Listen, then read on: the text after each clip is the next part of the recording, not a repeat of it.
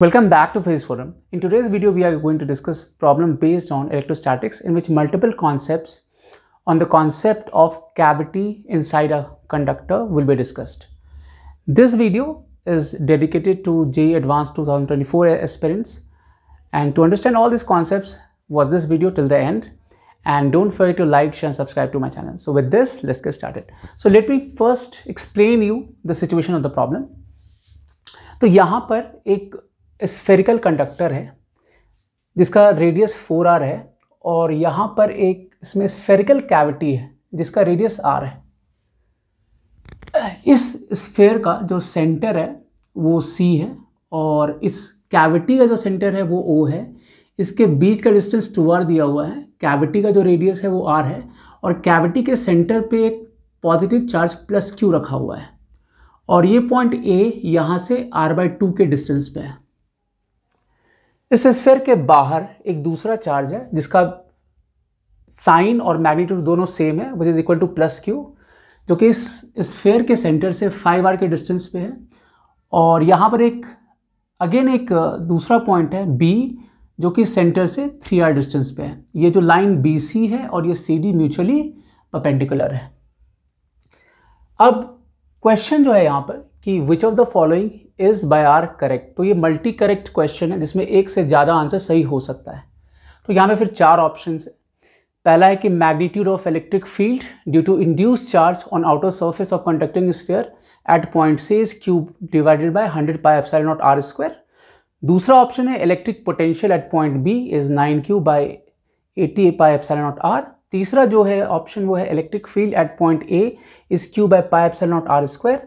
और जो चौथा ऑप्शन है वो है electric potential at point A is 29Q 80 pi epsilon nought r। तो हमें चारों ऑप्शन को ऑफकोर्स हमें चेक करना पड़ेगा, इसमें कौन सही है कौन गलत है। अगर सही है तो क्यों सही है और अगर गलत है तो वो क्यों गलत है। So let's get started. तो सबसे पहले ये समझते हैं, ऑप्शन नंबर A को सबसे पहले चेक करते हैं, राइट। तो यहाँ पे ये बात कर रहा है कि magnitude of electric field due to induced charge on outer surface, correct. इस पूरे प्रॉब्लम को समझने के लिए, सॉल्व करने के लिए हमें जो चार्ज का डिस्ट्रीब्यूशन है उसको हमें सही से करना पड़ेगा, तभी हम इस प्रॉब्लम को सॉल्व कर पाएंगे। और वो सारा जो कॉन्सेप्ट होता है कैविटी का वो भी हमें क्लियर होना चाहिए, राइट। तो सबसे पहले हम इसके चार्ज के डिस्ट्रीब्यूशन को देखते हैं। सो इनिशियली एक चार्ज प्लस Q इस कैविटी के सेंटर पे है और दूसरा चार्ज प्लस Q इस पॉइंट D पे है जो कि स्फीयर के बाहर है। तो ऑफकोर्स इस प्लस Q की वजह से यहाँ चार्ज माइनस Q इंड्यूस होगा। ऑफकोर्स ये पूरे कैविटी का जो सरफेस है पूरे सरफेस पे ये होगा और क्योंकि ये चार्ज सेंटर पे है तो ये यूनिफॉर्मली डिस्ट्रीब्यूटेड होगा चारों तरफ। अब अगर यहाँ माइनस Q चार्ज इंड्यूस होगा तो ऑफकोर्स यहाँ पे इस स्फीयर के आउटर सरफेस पे भी जो चार्ज होगा वो माइनस Q यहाँ पर है तो यहाँ पे प्लस Q चार्ज यहाँ पे इंड्यूस होगा, राइट।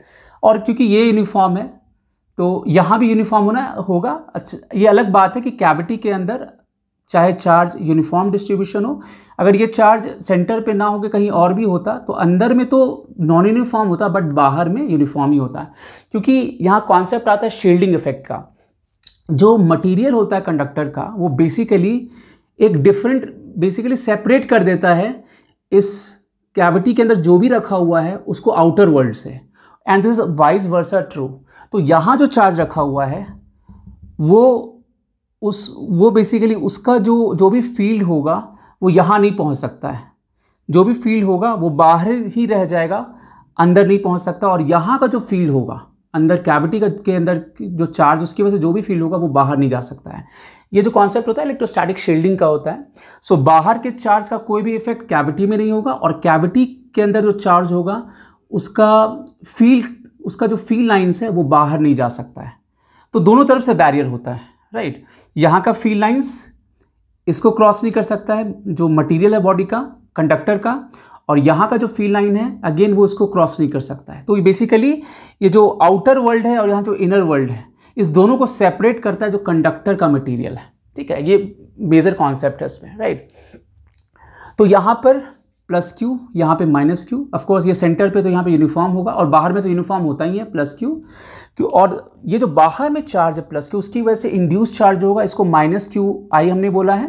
तो यहाँ पे अगर इस हेमिस्फेयर वाले पार्ट में माइनस क्यू आई इंड्यूस होगा तो राइट साइड में प्लस क्यू आई मेरा इंड्यूस होगा। तो ये कंप्लीट चार्ज डिस्ट्रीब्यूशन है। आई होप ये पॉइंट क्लियर होगा, क्योंकि ये इसका सबसे सेंट्रल कॉन्सेप्ट है कि चार्ज डिस्ट्रीब्यूशन समझना बहुत ज़रूरी है। अब हम लोग आते हैं ऑप्शन, सारे ऑप्शंस को एक एक करके चेक करते हैं कौन सही है कौन गलत है और क्यों। तो सबसे पहले option number 1, magnitude of electric field due to induce charge on outer surface of conductor sphere at point C. मतलब कि आउटर सरफेस पे जो इंड्यूस चार्ज है उसकी वजह से हमें इस सी पे बताना है फील्ड कितना होगा, राइट। अब आप ठीक से देखोगे तो क्या होगा, जो आउटर सरफेस पे जो इंड्यूस चार्ज, एक चार्ज तो यहाँ से इंड्यूस हुआ होगा प्लस क्यू माइनस क्यू और यहाँ पे प्लस क्यू, और दूसरा जो इंड्यूस होगा यहाँ से इंड्यूस हुआ होगा minus Q I plus Q I. तो बेसिकली अब हमें ये पता है कि कंडक्टर के अंदर जो फील्ड होता है वो क्या होता है, ज़ीरो होता है। तो इसका यही मतलब, और ये इस दोनों का जो फील्ड होगा प्लस क्यू माइनस क्यू का जो फील्ड होगा वो इस यहाँ के फील्ड को इफेक्ट नहीं कर सकता है। जो भी यहाँ पे फील्ड लाइंस ओरिजिनेट होगा यहाँ पे टर्मिनेट हो जाएगा, राइट। तो इसका कोई भी इफेक्ट यहाँ पर नहीं होगा। तो अगर हम एज ए होल लिखें, सी पे अगर हम फील्ड को लिखें तो इलेक्ट्रिक फील्ड एट सी जो होगा यहाँ पर, अगर हम ओवरऑल कंट्रीब्यूशन देखें तो पहला अगर हम लिखें कि ई जो होगा जो plus q and minus q है inside cavity, right. Of course ये जीरो है, इसका कंट्रीब्यूशन जीरो है, बट हम सबको कंसिडर करें अगर तो, है ना। फिर ई जो आएगा वो किसकी वजह से आएगा, इस प्लस क्यू की वजह से जो इसके आउटर सरफेस पे है, स्फीयर के आउटर सरफेस पे है। तो E plus Q eight outer surface of sphere, ठीक है। फिर क्या होगा, ई जो आएगा वो आएगा ड्यू टू जो इंड्यूस चार्ज होगा, मतलब plus Q I and minus Q I. और चौथा कंट्रीब्यूशन जो होगा इस पॉजिटिव चार्ज प्लस क्यू का होगा, E due to plus Q at D. तो ये 4 कंट्रीब्यूशन होगा यहाँ पे। ऑफ कोर्स इसमें ये वाला टर्म जो होगा, है ना, जो पहला टर्म है वो कितना होगा, 0, ठीक है, ये वाला टर्म, ठीक है, ये वाला यहाँ पे 0 हो गया। Plus Q eight outer surface of sphere, क्योंकि यहाँ पर जो चार्ज डिस्ट्रीब्यूशन है वो यूनिफॉर्म है, तो उसकी वजह से सेंटर पे जो फील्ड होगा वो क्या होगा, अगेन 0 होगा। तो इसका भी कंट्रीब्यूशन कितना है, 0, ठीक है। Plus E due to plus Q I minus, ये इंड्यूस चार्ज वो बेसिकली हो गया, ये हमें निकालना है, राइट। और लास्ट में जो है वो कितना है, E due to q at D, right. So at D कितना है हमारा, ये 5r डिस्टेंस पे है, तो इसकी वजह से जो फील्ड का कंट्रीब्यूशन होगा वो कितना हो जाएगा, वो होगा के मेरा वो कूलम्स कांस्टेंट हो गया, के Q by 5r whole square. और क्योंकि ये जो सी है ये कंडक्टर के इंटरनल पॉइंट पे है तो ये अगेन कितना होगा, 0 होगा। सो यहाँ पर ई इंड्यूस का जो वैल्यू होगा कितना हो जाएगा, माइनस के क्यू बाई ये 25r स्क्वायर हो गया।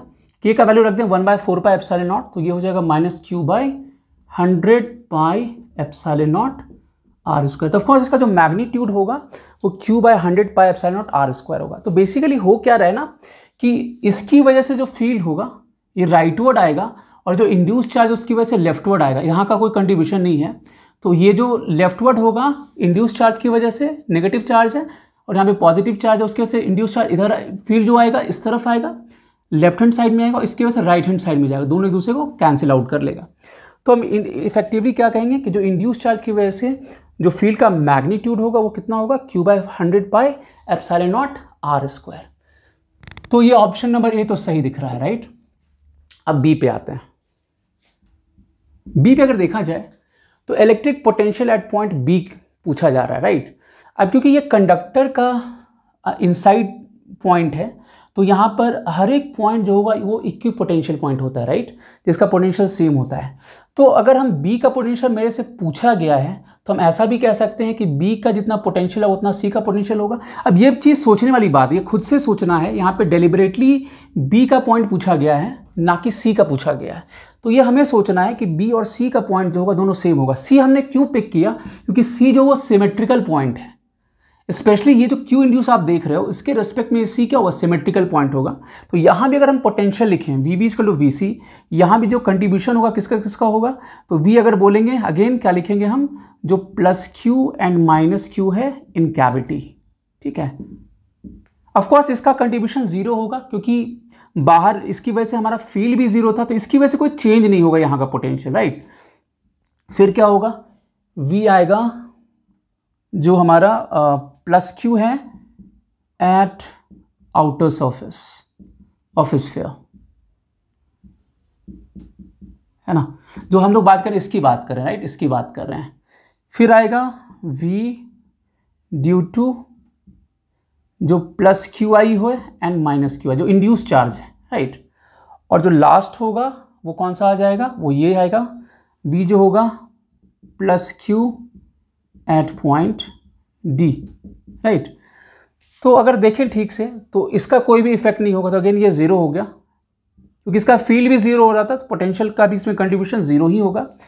Plus Q eight outer surface of sphere, अब ये जो आउटर सरफेस है उसका डिस्टेंस यहाँ से 4r है, तो वो कितना लिखेंगे हम लोग, के क्यू बाई 4r, क्योंकि सारा चार्ज ये यूनिफॉर्मली डिस्ट्रीब्यूटेड है इसका आउटर सरफेस पे, तो के क्यू बाई 4r हो जाएगा। फिर अगर इंड्यूस चार्ज की बात करेंगे, अब यहाँ पर ही मेन कॉन्सेप्ट था क्योंकि ये पॉइंट सिमेट्रिकल है इस माइनस क्यू प्लस क्यू के रिस्पेक्ट में, बट ये ध्यान रखना कि ये पॉइंट सिमेट्रिकल नहीं है बी के रिस्पेक्ट में, राइट। तो हालांकि यहाँ पर इस पर्टिकुलर केस में ये जो बी है सिमेट्रिकल पॉइंट है, बट ये भी कहीं और भी होता तो यहाँ पर ये पॉइंट अगर मान लीजिए ये बी कहीं यहाँ होता तो ये अनसिमेट्रिकल पॉइंट होता, बट सी सिमेट्रिकल पॉइंट है, तो इसकी वजह से इसका जो कंट्रीब्यूशन होगा माइनस क्यू आई और प्लस क्यू आई का जो कंट्रीब्यूशन होगा पोटेंशियल में कितना होगा, अगेन जीरो हो जाएगा। जितना इसका नेगेटिव पोटेंशियल होगा उतना इसका पॉजिटिव पोटेंशियल होगा, तो ये भी जीरो हो गया। और V plus Q at point D, D की वजह से अगर देखें तो ये कितना हो जाएगा, ये डिस्टेंस के क्यू बाई 5r हो गया, राइट। सो यहाँ पे अगर हम के क्यू बाई आर को बाहर कर लें, नहीं, सो 1/4 प्लस 1/5, सो बेसिकली ये जो वैल्यू है ये कितना हो गया यहाँ पे, है ना। इसको अगर हम इस जगह लिखें तो कितना हो जाएगा, 9kq बाई 20r, और k का वैल्यू अगर यहाँ पे रख दें 1/4 तो ये आ जाएगा 9q by 80 pi epsilon nought r।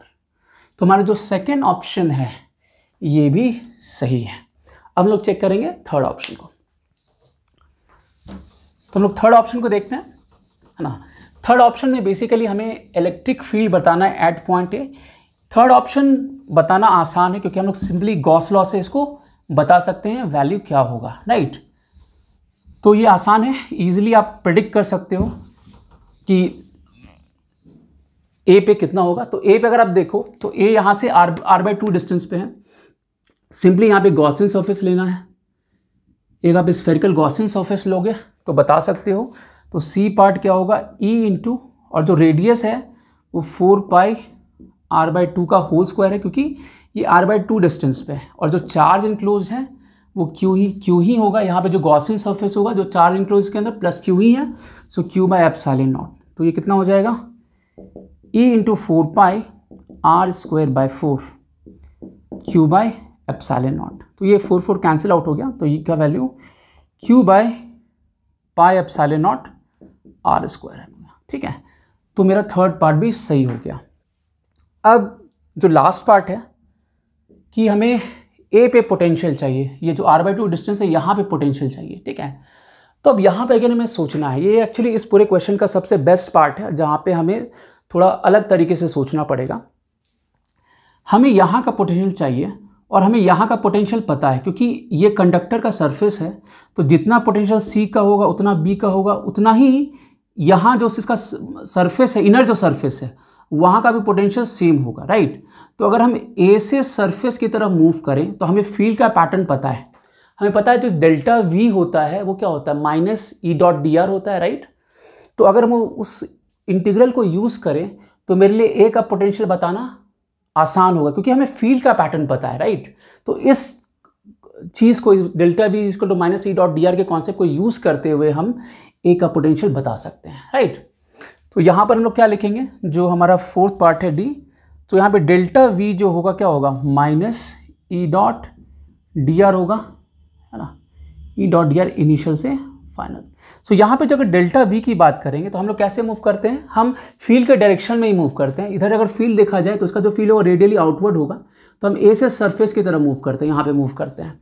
सो जो फाइनल पॉइंट होगा, क्योंकि हम ए से सरफेस की तरफ मूव कर रहे हैं, तो फाइनल वी सरफेस होगा, राइट, और minus V surface minus V A, और यहाँ पे जो ई वैरी कर रहा है वो कैसे कर रहा है, हमने देखा क्यू बाय के क्यू बाय, इसको हम आर स्क्वायर कहते हैं, राइट, आर स्क्वायर, क्योंकि यहाँ पर हमें फील्ड को किसी भी आर डिस्टेंस पे देख रहे हैं, खास डिस्टेंस पे नहीं, फील्ड कैसे वैरी कर रहा है ना। तो अगर मान लीजिए कोई भी रैंडम लोकेशन हो यहाँ से आर डिस्टेंस पे, तो यहाँ जो फील्ड होगा कितना हो जाएगा, के क्यू बाय आर स्क्वायर हो जाएगा।